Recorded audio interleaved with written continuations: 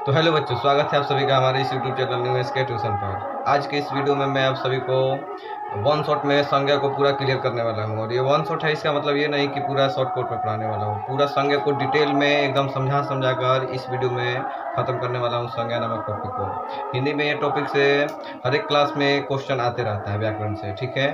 तो पहले ये जान लीजिए कि संज्ञा होता क्या है। चलिए संज्ञा को देखते हैं कि संज्ञा जो है ये होता क्या है। संज्ञा, इसको इंग्लिश में हम लोग नाउन करते हैं, तो आप लोग जानते हैं।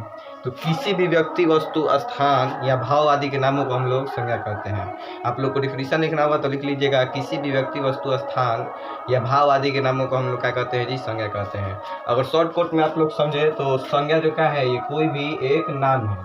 संज्ञा क्या है, कोई भी एक नाम है, इसी को हम लोग संज्ञा कहते हैं। तो देखिए संज्ञा का एग्जाम्पल जैसे में देख सकते हैं आप लोग, जैसे कि हो गया राम, ये एक नाम है, किसी व्यक्ति का नाम है। अब किसी वस्तु का भी नाम हो सकता है, जैसे पुस्तक यानी किताब, कलम, ठीक है, किताब, कलम, कुर्सी इत्यादि, ये सब जो भी है नाम, ये सबसे संज्ञा है। ये सब क्या है, संज्ञा है। किसी जगह का नाम भी ले सकते हैं, जैसे पटना, दिल्ली, ये सब क्या है, आपका संज्ञा है इत्यादि। एक दो संज्ञा नहीं होता है संज्ञा। आप लोग जितना भी वस्तुओं को देख रहे हैं, आदमी को देख रहे हैं, जगह को देख रहे हैं, ये सब का सब क्या है, संज्ञा है। संज्ञा आपको अच्छे से क्लियर हो गया होगा। अब चलिए हम लोग संज्ञा के प्रकार पर चलते हैं। तो संज्ञा के कुल 5 प्रकार होते हैं। संज्ञा के कुल कितने प्रकार होते हैं जी, 5 होते हैं। संज्ञा के कुल 5 प्रकार होते हैं। पहला प्रकार में देखिए कौन सा है, व्यक्तिवाचक संज्ञा। पहला में कौन सा है जी आपका, व्यक्तिवाचक संज्ञा। दूसरा में आपका हो गया जातिवाचक संज्ञा, ठीक है।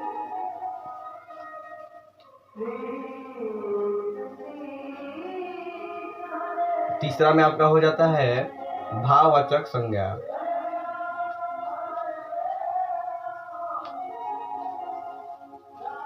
चौथा में आपका हो जाता है समूहवाचक संज्ञा।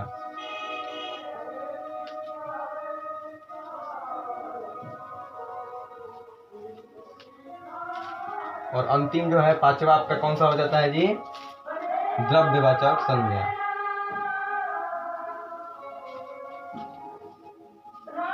ठीक है, तो ये संज्ञा के 5 प्रकार को आप लोग ने देख लिया होगा। अब चलिए हम लोग बारी बारी से इनके प्रकार के बारे में पढ़ते हैं कि ये 5 कौन कौन से हैं और क्या होते हैं। तो पहला में आपका है व्यक्तिवाचक संज्ञा, ठीक है। तो इसके बारे में हम लोग यहीं पे देख लेते हैं।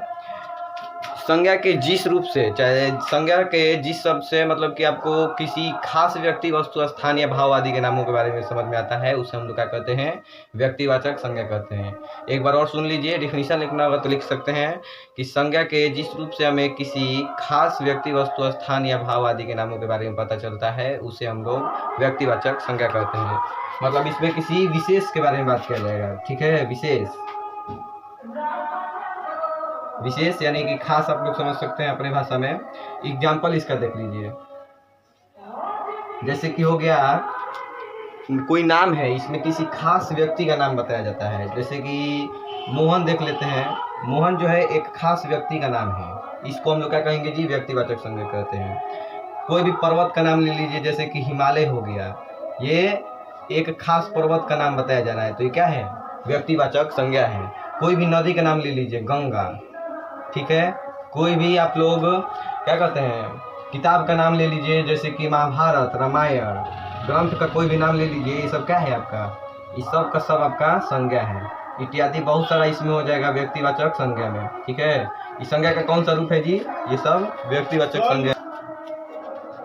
तो चलिए अब हम लोग जातिवाचक संज्ञा के बारे में पढ़ते हैं। तो जातिवाचक संज्ञा होता क्या है, सबसे पहले ये समझ लीजिए, जब किसी संज्ञा के जिस रूप से पूरे जातीय समुदाय का बोध हो जाए, उसे हम लोग क्या कहते हैं, जातिवाचक संज्ञा कहते हैं। जिसमें मतलब कि पूरे जाति का, एक शब्द को बोलने से पूरा जाति का उसका बोध हो जाए, उसे हम लोग जातिवाचक संज्ञा कहते हैं।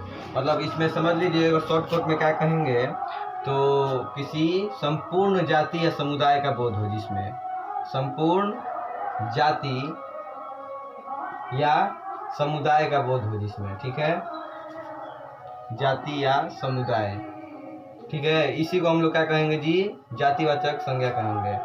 जिस संज्ञा से हम लोग संपूर्ण जाति या समुदाय का बोध करते हैं उसे जातिवाचक संज्ञा कहते हैं। इसका हम लोग एग्जाम्पल देख लेते हैं। इसका एग्जाम्पल में क्या क्या हो जाएगा जी, देखिए बोर्ड कम है इसी में पढ़ाएंगे, लेकिन पूरा एक ही बोर्ड में आज संज्ञा को ख़त्म करके रहेंगे। ठीक है, देखिए आप लोग एकदम आसानी से समझ सकते हैं, देखते रहिएगा। तो जातिवाचक संज्ञा का एग्जाम्पल में देखिए, जैसे कि लड़का हो गया, इससे पूरे लड़का जाति का बोध हो गया कि इसमें सोनू बंटी सब का सब लड़का का बोध हो जाएगा। जी, लड़का केवल वर्ड है, लेकिन इससे पूरे लड़के जाति का बोध हो जाता है, इसीलिए इसको जातिवाचक संज्ञा कहेंगे। लड़की हो गया, इससे सभी लड़कियों का बोध हो जाएगा। ठीक है, और भी बहुत सारा हो जाएगा, जैसे कि कुत्ता बोल दिया तो सभी कुत्तों का बोध हो जाएगा। ठीक है, कुत्ता का बहुत सारा प्रकार होता है, आप लोगों को तो मालूम होगा ही, लेकिन कुत्ता अगर बोलते हैं तो उसके सभी कुत्ता जाति का बोध हो गया। अब एक एक कुत्ता का नाम रखेंगे तो वो जो हो जाएगा व्यक्तिवाचक संज्ञा हो जाएगा। दोनों एकदम अच्छे से क्लियर हो रहा होगा। अब लड़का में भी दोनों को क्लियर कर सकते हैं। लड़का बोल दिए तो जातिवाचक संज्ञा हो गया, और इसमें खास लड़का का नाम मोहन हो गया, राम हो गया, श्याम हो गया, तो ये क्या हो गया, व्यक्तिवाचक संज्ञा हो गया। तो ये दोनों एकदम अच्छे से क्लियर हो गया होगा। अब आगे चलते हैं तीसरे नंबर पॉइंट पे। संज्ञा जो है एक बहुत छोटा सा टॉपिक है, ठीक है, इंग्लिश में नाउन कहते हैं। ठीक है, तो अब तीसरा भाववाचक संज्ञा है, ये क्या होता है। तो संज्ञा के जिस रूप से उस जिस रूप को केवल महसूस किया जा सकता है, देख या सुन नहीं सकते हैं, उसे हम लोग क्या कहते हैं, संज्ञा कहते हैं। इसे हम लोग देख या सुन नहीं सकते हैं, केवल क्या कर सकते हैं जी, बिल्कुल इसे केवल महसूस कर सकते हैं। डिफिनीशन लिख लीजिएगा, संज्ञा के जिस रूप को केवल महसूस किया जा सकता है, देख या सुन नहीं सकते हैं, उसे हम लोग भाववाचक संज्ञा कहते हैं। इसका एग्जाम्पल में देख लीजिएगा, तो इसका एग्जाम्पल हो जाएगा जैसे कि नफरत। इसको हम लोग देख सुन नहीं सकते हैं, केवल महसूस कर सकते हैं कि वो व्यक्ति हमें नफरत करता है, घृणा करता है, प्यार कोई करता है। ठीक है, बेईमानी,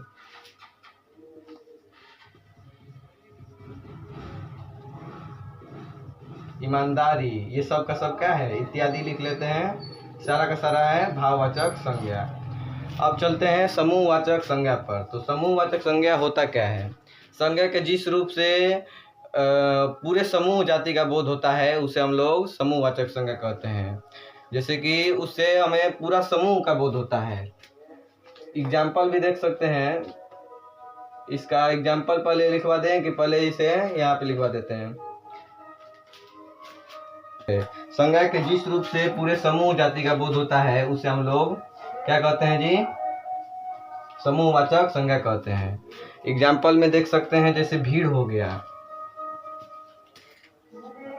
भीड़ हो गया, लकड़ी का गट्ठा हो गया, इससे बहुत सारे लकड़ियों का गुच्छे का बोध होता है, जैसे गुच्छा ही लिख लीजिए। सैनिक लिख लीजिए, बहुत सारे इसमें सैनिकों का बोध हो जाएगा, सैनिक में एक दल है। ठीक है, इत्यादि जो भी है ये सब क्या है, समूहवाचक संज्ञा है। इत्यादि में लिख लीजिएगा। अब चलते हैं अंतिम, हम लोग क्या पढ़ेंगे अब, द्रव्यवाचक संज्ञा। तो द्रव्यवाचक संज्ञा होता क्या है, तो संज्ञा के जिस रूप को हम केवल माप या तौल सकते हैं, उसे गिन नहीं सकते हैं, उसे हम लोग क्या कहेंगे जी, द्रव्यवाचक संज्ञा कहते हैं। जिसको केवल माप या तौल सकते हैं, लिख लीजिएगा, माप या तौल सकते हैं, केवल केवल क्या कर सकते हैं जी, माप या तौल सकते हैं, उसे हम लोग कहेंगे द्रव्यवाचक संज्ञा। इसका एग्जाम्पल में लिख लीजिएगा, जैसे दूध हो गया, दही हो गया,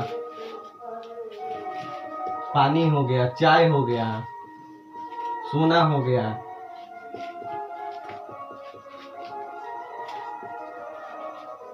इत्यादि जो भी है ये सब क्या है, द्रव्यवाचक संज्ञा है। तो संज्ञा के पांचों प्रकार को आप लोगों ने बहुत अच्छे से समझ गया होगा। आशा करते हैं कि ये वीडियो आपको बहुत अच्छा लगा होगा। आगे अगर कोई भी टॉपिक पढ़ना है तो हमारे इसी चैनल से जुड़े रहिएगा और कमेंट बॉक्स में लिख दीजिएगा आगे कौन सा टॉपिक पढ़ना है। Thank you.